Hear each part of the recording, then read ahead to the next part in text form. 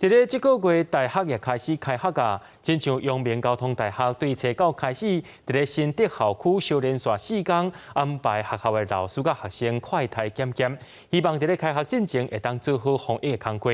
另外，校园内面嘛设全台湾头一组自我体检亭，提供予老师甲学生免费做体检。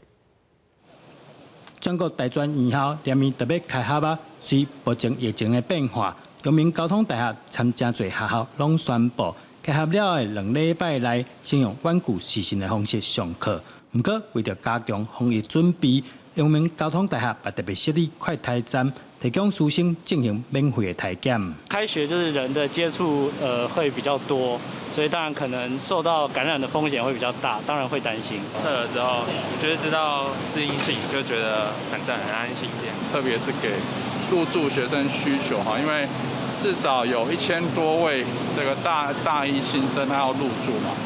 那入住之前的话，我们做好筛检的工作的话，就可以确定他们在宿舍里面哦。若是现场有学生出现阳性反应，还要来进行通报甲赛后的处理。把学生送到医院去，然后做 PCR， 做完 PCR 之后呢，再由救护车单独把学生送到我们准备的1人1室的宿舍里面去做等待。除了团体体检，学校各地校园内底设立全国第一座自我体检亭，学生会使家己进行体检，希望大家会使安心来上课。记者刘君豪，新竹报道。